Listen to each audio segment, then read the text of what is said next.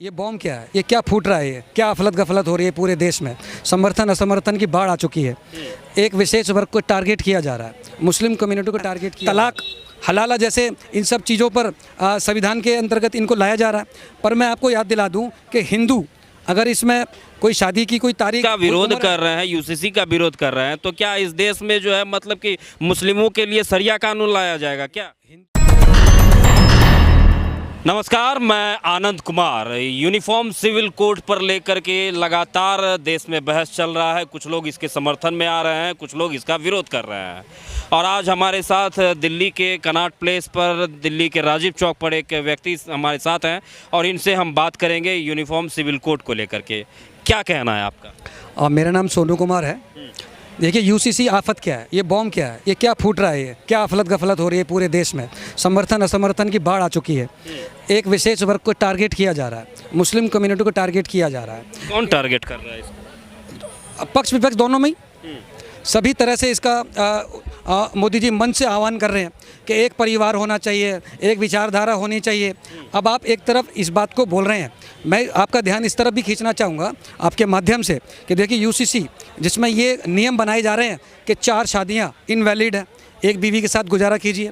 शादी की क्या उम्र होनी चाहिए वो यूसीसी बता रहा है। तलाक हलाला जैसे इन सब चीज़ों पर संविधान के अंतर्गत इनको लाया जा रहा है। पर मैं आपको याद दिला दूं कि हिंदू अगर इसमें कोई शादी की कोई तारीख कोई उम्र है तो हिंदू उसके अंतर्गत काम उसी मर्यादा के तहत शादी कर रहा है। तलाक अगर हिंदू पत्नी को लेना है तलाक तो वो भी कोर्ट में जा रहा है। यही पॉलिसी ईसाई, बौद्ध, अन्य धर्म के लोग भी फॉलो कर रहे हैं, बस एक मुस्लिम कम्युनिटी नहीं फॉलो कर रही है। तो ये यूसीसी उसके लिए लाया जा रहा है। अब इसमें ध्यान देने वाली बात यह है, मैं भारतीय जनता पार्टी से अपील करूँगा कि जो कम्युनिटी अभी तक न्यायपालिका में जाकर न्याय मांग रही है, मैं आपको याद दिलाना चाहूँगा निर्भया कांड में जब उन्होंने जैसी ये जो घटना घटित की और उसको न्याय कब मिला। मेरा ऑल ओवर मुद्दा कहने का मतलब यही है कि आज आप बता दीजिए पत्रकार महोदय कि तलाक लेना कितना आसान है, बता दीजिए। अगर मैं एक औरत के माध्यम से मैं ये बात कहना चाहूँ, एक औरत अगर आज न्यायालय जा रही है कि जज साहब मेरे पति ने दूसरी शादी कर ली है तो अब मुझे उससे तलाक चाहिए या मुझे उससे हट जाना चाहिए या मेरी जो अभी यातना हुई है मुझे पूर्ति की जाए, तो उस न्याय पाने में कितना समय लगेगा, ये सबसे बड़ा सवाल है। भारतीय जनता पार्टी तो इसी को लेकर के लगातार काम भी कर रही है। 3 तलाक के मुद्दे को भी तो खत्म किया मिलता। आप जिसका विरोध कर रहे हैं, यूसीसी का विरोध कर रहे हैं, तो क्या इस देश में जो है मतलब कि मुस्लिमों के लिए शरिया कानून लाया जाएगा क्या? हिंदुओं को न्याय कब मिल रहा है? ये अगर ये कह रहे हैं सिर्फ मुस्लिम कम्युनिटी को ही न्याय नहीं मिल रहा है, हिंदू पत्नियों को न्याय कितना मिल गया? अगर आप तलाक की बात करें तो एक महिला से पूछ लेना जिसने तलाक की फॉर्मेलिटीज़ पूरी की होंगी, कितने सालों में उसको तलाक मिला होगा।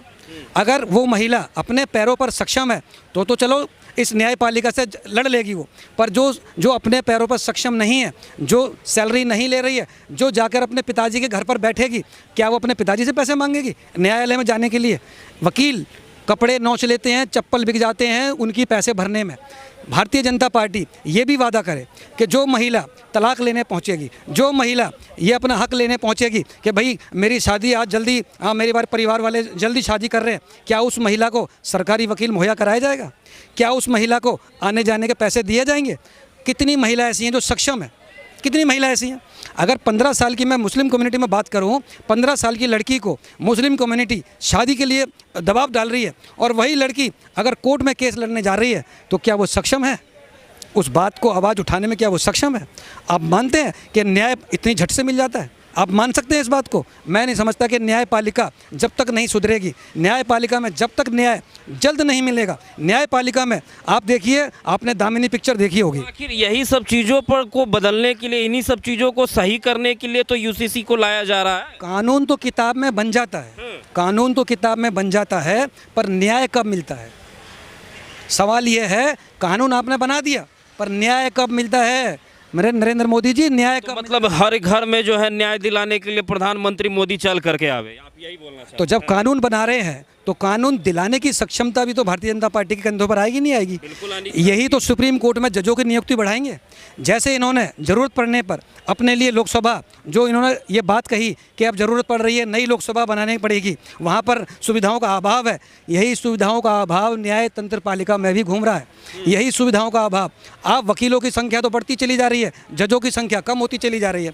एक अदालत में आप जाइए, मुझ पे भी 2 केस चल रहे हैं, और अब यकीन मानिए आज 10 साल होने को आए, सिर्फ मुझे तारीख मिलती है। मोदी जी का आप सपोर्ट कर रहे हैं? देखिए, संपूर्ण व्यक्ति नहीं हो सकता है। ये जो पूरा 1 अरब 50 करोड़ जो देश की जनसंख्या है, और ये जो मीडिया पर जय जयकार चल रही है, जो मीडिया मोदी मोदी मोदी मोदी, संसार में जा के पता नहीं कहाँ उनको इतने सम्मान मिल चुके हैं, कोई उनके पैर छू रहा है, पता नहीं क्या क्या होता चला जा रहा है। मोदी जी देश के लिए वैसा कर रहे हैं, देश का नाम जो है ऊपर बढ़ा रहे हैं, विदेश में जो है भारत का अब चर्चा होता है, और मोदी जी का जो कद जो है वो काफ़ी बड़ा हो गया, इस वजह से मोदी मोदी हो रहा है। देखिए, सब मार्केटिंग है, सब मार्केटिंग, बिल्कुल सब मार्केटिंग है, सब कुछ पेड है। मैं आपका ध्यान अपनी तरफ, देश की जनता जो इतना बहुमत से मोदी जी को जिता रही है, मतलब ये मार्केटिंग है। हाँ, देश की जनता का मैं ध्यान खींच रहा हूँ। देश साइकिल से चला था, देश साइकिल से चला था, आज मोटरसाइकिल पर आ गया। देश बैलगाड़ी से चला था, आज अंतरिक्ष यान तक आ गया। देश लैंडलाइन फ़ोन से चला था, आज 5G तक आ गया। पर नहीं सुधरे तो किसान की हालत नहीं सुधरे तो सरकारी स्कूल तंत्र के हालात नहीं सुधरे। सरकारी स्कूल आज भी आप चले जाओ, जस के तस पड़े हुए हैं। ब्लैक बोर्ड के नाम पर वो झड़ते हुए मसाले वाली दीवारें हैं। इस बात में एक ही पत्रकार था, मनीष कश्यप ने ये सच्चाई जड़ से दिखानी चाहिए कि क्या हालात है। जो पुल बन रहे हैं उनमें कौन भ्रष्टाचार कर रहा है, जो सरकारी स्कूलों की क्या हालत है। वही एक इकलौता पत्रकार था जो भरी सभा में कोई स्कूल था उसके अंदर घुस गया था कि आप पैसे तो ले लेते हो, इन बच्चों को शिक्षा नहीं मिल रही है। मैं स्मृति ईरानी से पूछना चाहता हूँ, आप शिक्षा मंत्री के पद पर मौजूद हैं, आपने क्या किया शिक्षा के मामले? मनीष कश्यप को उठा करके स्मृति ईरानी ने थोड़ी न डाला है अंदर, उसने आवाज़ उठाई। पूरे मनीष कश्यप, आप जो बोल रहे हैं कि मनीष कश्यप, स्मृति ईरानी से आप सवाल पूछ रहे हैं, सवाल तो आपको तेजस्वी यादव से पूछना चाहिए ना। वो वीडियो कब बने हुए हैं? जो मनीष कश्यप ने जो वीडियो बनाए थे उस समय बीजेपी की सरकार थी, तेजस्वी नहीं था उस समय, तेजस्वी नहीं था। आप उसके वीडियो के डेट देख लेना। जब भैया पटना में जिस समय में वो वीडियो तैयार हुआ था, आप जिस वीडियो को लेकर के मनीष कश्यप अभी जेल में कर रहा हूँ, मैं स्कूल वाली बात कर रहा हूँ। आप मनीष कश्यप अगर इतने अच्छे पत्रकार थे तो उनको जेल में डालने का काम किसने किया? स्मृति ईरानी ने तो नहीं किया है, तेजस्वी यादव ने किया। अब इस बात को तो ना मैं जानता हूँ ना आप, मेरे ख्याल में ना पत्रकार, क्योंकि राजनीति, अगर मैं ये कह रहा हूँ कि सभी संपूर्ण नहीं है, आप सीधा ये कह रहे हैं कि बीजेपी हरिश्चंद्र जो राजा हरिश्चंद्र ने सत्यवादी जो गंगा बनाई थी, सारे बीजेपी वाली पार्टी वाले उसी में डुबकी लगा के बाहर आए हुए हैं और सारे सत्यवादी हरिश्चंद्र हैं। अगर ये इतने बड़े सत्यवादी हरिश्चंद्र हैं तो आप बीजेपी से सवाल क्यों नहीं पूछते कि ये इतने बड़े हिंदुत्व वाले वादी हैं? नरेंद्र मोदी जी आप देख लीजिए, एक भगवाधारी हैं उत्तर प्रदेश में योगी आदित्यनाथ जी, ये बताते हैं कि हम पूर्ण हिंदुत्व वाले सरकार हैं और योगी बाबा हैं और हम पुजारी भी हैं। और आप नरेंद्र मोदी देख लीजिए, मंदिरों में चले जाते हैं, सर पर तिलक लगा लेते हैं। आदि पुरुष इन 56 इंच के सीने पर पर्दे पर चल रही है, जो सीधा बीजेपी को इस्लामिक देशों ने पैसे दिए हुए हैं कि अपना मुंह बंद रखना, और गोली इन्होंने और तलवार इन्होंने ट्रांसफ़र कर दी सेंसर बोर्ड पे। अब मैं किस किस को ये समझाऊंगा कि श्री राम जी चप्पल जूता नहीं पहनते थे? मैं किस किस को ये समझाऊंगा कि बजरंगबली जी टपोरी भाषा नहीं बोलते थे? मैं किस किस को समझाऊंगा कि रावण वेल्डिंग वाला नहीं था? मैं किस किस को समझाऊंगा कि रावण फ़कीर नहीं था? मैं किस किस को समझाऊंगा कि सोने की लंका थी? आज अगर हम कहीं से कुछ सीखते हैं तो टीवी, फिल्म, इन्हीं चीज़ों से सीखते हैं। आदि पुरुष को लेकर के आप बीजेपी को क्यों टारगेट कर रहे हैं? बीजेपी ने थोड़ी ना बनाया है आदि पुरुष। बीजेपी ने अगर आदि पुरुष नहीं बनाई है तो बीजेपी ने केरला स्टोरी भी नहीं बनाई थी। अच्छा। बीजेपी ने कश्मीर फाइल्स भी नहीं बनाई थी। ये इन्होंने अपने मंचों से घोषणा करी है, नरेंद्र मोदी ने अपने मंच से घोषणा की थी। जो फिल्म देश के हित के लिए होगा उस फिल्म के लिए बीजेपी कह रही है कि देश के युवाओं को ये फिल्म देखना चाहिए, इसमें गलत कहा? तो अब तो जो फिर रामायण कैसे गलत हो गई? रामायण गलत नहीं है तो बीजेपी उसको सपोर्ट तो नहीं कर रही है ना। हाँ, राम मंदिर मतलब आप जाकर के अयोध्या में राम मंदिर बन रहा है ना। अयोध्या में राम मंदिर बन रहा है, तो जहाँ अयोध्या में राम मंदिर बन रहा है और यूपी में ही एक पिक्चर रिलीज होती है जिसका नाम आदि पुरुष है, जिसमें हमारी रामायण को गलत ढंग से दिखाया गया है। बस हमारा ध्यान पत्रकार महोदय सभी का ध्यान सिर्फ इसी बात पर है कि ये पिट गई, ये पिट गई, ये पिट गई। अरे भाई साहब, OTT पर आएगी, OTT पर आएगी, लोग बाग देखेंगे उसे, OTT पर भी छोटा बच्चा देखेगा। तो जब OTT पर उस छोटा बच्चा उस आदि पुरुष को देखेगा तो क्या सवाल जवाब नहीं पूछेगा? क्या आप मंगलवार को बजरंगबली जी का प्रसाद चढ़ाने जा रहे हो तो बच्चा मुझसे नहीं पूछेगा कि पापा मैं आज से आपको पापा नहीं बोलूँगा, आज से मैं आपको बाप बोलूँगा, क्योंकि बजरंगबली जी भी ऐसी भाषा बोलते हैं, वो तो यही कल्चर सीखेगा। तो कहीं ना कहीं ये पूरी भारतीय जनता पार्टी इसमें मिली हुई है। जबकि भारतीय जनता पार्टी आज आप पहली बार देखिए, कोई एक ऐसी पिक्चर पहली बार आई है जब बजरंग दल भी मौन रहा, विश्व हिंदू परिषद वाले भी मौन रहे, यहाँ तक कि धीरेन्द्र कृष्ण शास्त्री जो हर बात पर हर मुद्दे पर अपनी टांग अड़ाते हैं वो भी इस बात पर नहीं बोले। उनके भी बालाजी भगवान जी हैं, बालाजी भगवान जी की कृपा से उनका दरबार चलता है।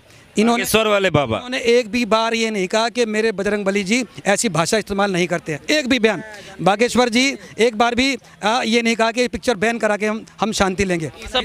ये सब पिक्चर वगैरह पे बात करके, ये सब UCC पर बात करके क्या लगता है कि मोदी जी को जो है देश से बाहर कर दीजिएगा, मोदी जी को चुनाव से बाहर कर दीजिएगा आप लोग? चुनाव से बाहर तो नहीं हो पाएंगे, 2024 में बीजेपी आएगी। मेरा सिर्फ ये है कि जो मुद्दे छूट गए हैं, ये मोदी में जय जय मोदी, हर हर मोदी, घर घर मोदी, ये जो नारे चल रहे हैं, ये कहीं ना कहीं जो मुद्दे छूट गए हैं, जिन मुद्दों को विपक्ष भी नहीं पूछ रहा है, किसान का मुद्दा, किसान की मासिक आय 3,000 रुपये है, आज भारत के हर नागरिक की आय 15,000 रुपये है। क्या आपको लगता है 15,000 रुपये कमाने वाला वंदे भारत एक्सप्रेस में बैठ पाएगा? क्या आपने मैं अपनी पत्नी और 2 बच्चे जिनका किराया 2500 रुपये, एक वंदे भारत एक्सप्रेस दिल्ली से अगर आप जम्मू जाओगे 2700-2800 रुपये किराया है, क्या आपको लगता है कि मैं अपना फैमिली सहित वंदे भारत में वहाँ जा पाऊँगा? कहीं ना कहीं देखो ये गरीबों की भी भारत है। मैं नरेंद्र मोदी से इतना ही, आपके हिसाब से UCC को ला करके जो है देश की जनता को गुमराह किया जा? बिल्कुल गुमराह तो किया ही जा रहा है। सबसे पहले न्यायपालिका सुधारने की ज़रूरत है, UCC की ज़रूरत बिल्कुल भी नहीं है। सबसे पहले उन हिंदू माताओं बहनों को आप न्याय दिलाने का काम कीजिए जिनकी फाइलें पेंडिंग पड़ी हुई हैं। अगर नरेंद्र मोदी जी या आप पत्रकार महोदय, मैं आपको भी इस बात में कहना चाहूँगा, अपने माइक से, अपने इस कैमरे पर अपना एक व्हाट्सअप नंबर इस माइक से रिलीज़ कर दीजिए ना, लाखों केस आपके व्हाट्सएप पर आ जाए जो पेंडिंग पड़े हुए हैं, जिनके पास पैसे नहीं है वकीलों को पास अपना न्याय मांगने के लिए। ओवरऑल कहने का मतलब यही है, न्यायपालिका को सुधारा जाए, न्याय जल्दी मिले, वो सुधारा जाए।